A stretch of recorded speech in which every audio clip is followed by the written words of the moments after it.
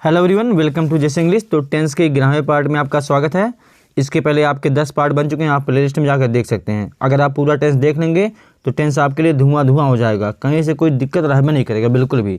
चलिए शुरू करते हैं आज का वीडियो। तो फ्रेंड, आज हम सीखेंगे फ्यूचर परफेक्ट टेंस के बारे में। हाँ, या फ्यूचर परफेक्ट टेंस के बारे में, ठीक है। तो चलिए शुरू करते हैं फ्यूचर परफेक्ट टेंस। अब बात करें फ्यूचर परफेक्ट टेंस की आइडेंटिटी मतलब पहचान। हिंदी में कैसे हम पहचानेंगे कि जो है फ्यूचर परफेक्ट टेंस है। तो इसमें आएगा धातु। धातु मतलब क्रिया, जैसे आपको कई बार बताया गया क्रिया मतलब धातु, जैसे जाना पढ़ना एक क्रिया है। तो जब ना हटा देते हैं तो जो बचता है वही धातु कहलाता है। जैसे जा, पढ़, लिख, ठीक है। फिर आएगा चुका होगी, चुकी होगी या चुके होंगे। अगर ये नहीं आएगा तो ये भी आएगा, आ की मात्रा के साथ होगा या एक की मात्रा के साथ होगी या एक की मात्रा के साथ हो गया होंगे आएंगे। जैसे वह खाना खा चुका होगा, या ऐसे आ सकता है उसने खाना खा लिया होगा, मैंने अपना पाठ याद कर लिया होगा, ठीक है। होगा होगा आएगा, ठीक है। अब बात करें हेल्पिंग वर्ब। तो हेल्पिंग वर्ब विल हैव या तो शैल हैव, या तो विल हैव का यूज करना है या तो शैल हैव का यूज करना है। क्लियर।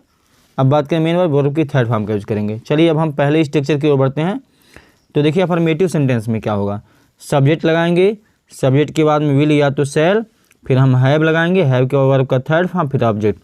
अब बात करें सब्जेक्ट अगर आई और वी है, मतलब फर्स्ट पर्सन आई और वी है, तब हम शैल का यूज करेंगे। बाकी कितने भी सब्जेक्ट आ जाएंगे सभी के साथ लगाएंगे विल, केवल आई और वी के साथ शैल का यूज करेंगे। क्लियर है। चलिए आगे बढ़ते हैं, देखते हैं हम एग्जाम्पल को। मैं अंग्रेजी सीख चुका होऊंगा, मैं अंग्रेजी सीख चुका होऊंगा, तो आई है, आई के साथ क्या लगाएंगे, शैल है। बिल्कुल सही। तो आई शैल हैव लर्नड इंग्लिश, सीखने का थर्ड फॉर्म लर्नड होता है, ठीक है। चलिए आगे बढ़ते हैं। वह कल तक दिल्ली जा चुका होगा, भाई वह कल तक दिल्ली जा चुका होगा। तो अगर समय और तक दिया है, ऐसे समय और तक दिया है फ्यूचर परफेक्ट टेंस में, तो तक के लिए हम लगाते हैं बाई, ठीक है। चलिए देखते हैं इसका क्या बनेगा। चलिए करा he will have gone to Delhi by tomorrow. देखिए he will have gone by tomorrow, he will have gone to Delhi, Delhi हो गया, थर्ड फॉर्म हो गया, फिर तक के लिए बाई, फिर टुमारो। चलिए अगला एग्जाम्पल देखते हैं। भाई महेश परीक्षा दे चुका होगा, भाई महेश वह परीक्षा दे दिया होगा, कोई बात नहीं। चलिए इसका हम अंग्रेजी लिख लेते हैं, भाई वो परीक्षा खत्म हो गया। तो करा Mahesh will have taken the examination. अब भैया में सोचिएगा कि महेश वह परीक्षा दिया है तो गिवन लगा दें, ठीक है। गिवन नहीं, टेकन ही लगेगा। अब चाहे परीक्षा देंगे या परीक्षा लेंगे, दोनों की इंग्लिश टेकन होता है, टेक होता है, टेक एग्जामिनेशन, ठीक है। एक गलती से मतलब लगा दीजिएगा परीक्षा दिया है तो हम गिव लगा दें। अगर गिव लगा देंगे गिवन तो गलत माना जाएगा। परीक्षा देना और परीक्षा लेना दोनों की इंग्लिश टेक होता है, टेक एग्जामिनेशन, ठीक है। क्लियर है। तो जाएगा Mahesh will have taken the examination, Mahesh परीक्षा दे चुका होगा। तो परीक्षा दे चुका, आप देखें पास होता है कि फेल होता है। चलिए देखते हैं आगे। उन्होंने अपने स्कूल का कार्य समाप्त कर लिया होगा, भाई उन्होंने दे, तो दे भी आपका विल हैव लगाएंगे, they will have finished their school work, तो दे के साथ देयर हो जाएगा, they will have finished their school work. चलिए अगला स्ट्रक्चर बढ़ते हैं, अगले स्ट्रक्चर की ओर, निगेटिव सेंटेंस। अब बात करें निगेटिव सेंटेंस की, तो सब्जेक्ट के बाद विल या शैल, फिर नॉट लगाएंगे, नॉट के बाद हैव का प्रयोग करना है, फिर वर्ब की थर्ड फॉर्म, फिर अदर वर्ड। यानी जो नॉट आएगा ये विल और शैल हैव के बीच में आएगा। क्लियर है। चलिए आगे बढ़ते हैं, एग्जाम्पल को देखते हैं। शिखा ने गाना नहीं गाया होगा, भाई जब गनवा गाने आएगा तभी तो गा पाएगी, गन में नहीं आता होगा उसको। चलिए साम ट्रांसलेशन बना ले, इसका क्या होता है। शिखा के बाद हम लगाएंगे विल नॉट हैव। देखिए शिखा विल नॉट हैव, फिर गाने का संग थर्ड फॉर्म, फिर a song, Shikha will not have संग ए सॉन्ग।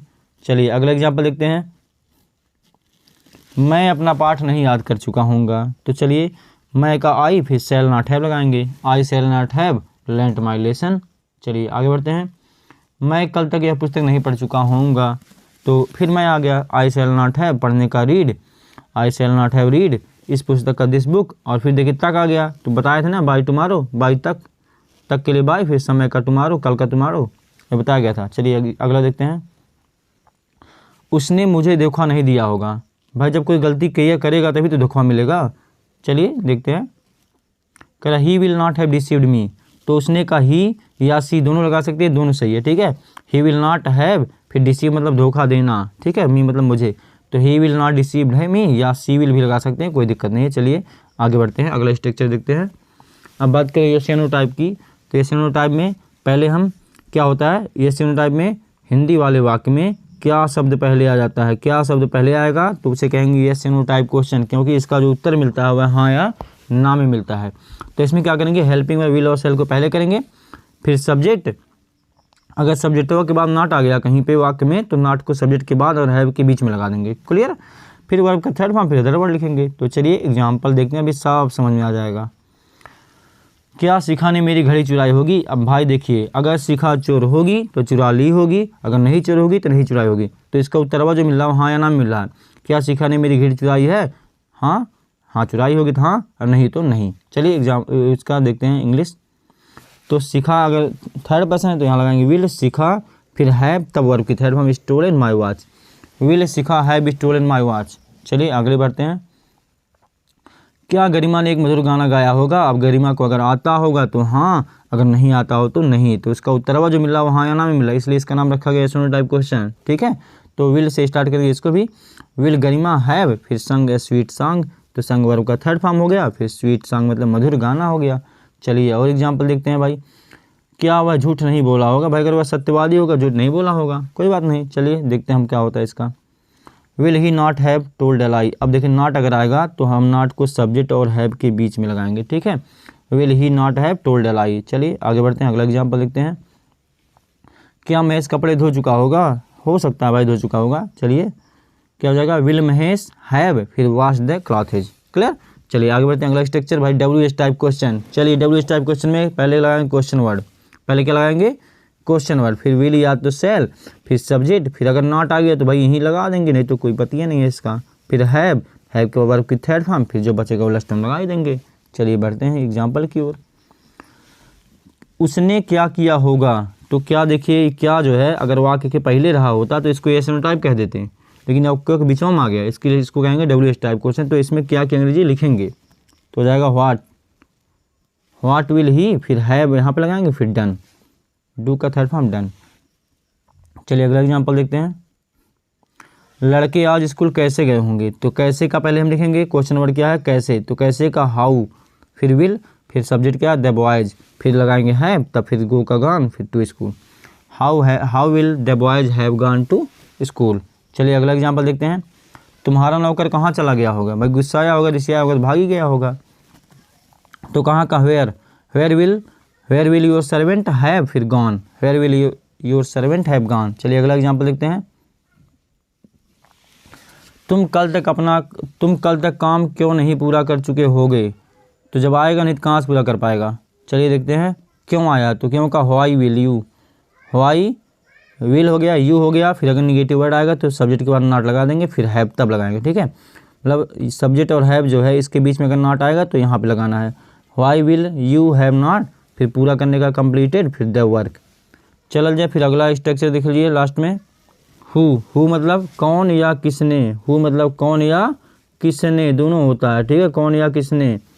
इसमें क्या होता है भाई, इसमें जो सब्जेक्टवा होता है ना ये गायब हो जाता है, इसका नहीं रहता सब्जेक्ट इसमें। तो हु लगाएंगे, हु के बाद विल या सेल लगा देंगे, कोई दिक्कत नहीं है, चाहे जो लगा दीजिए।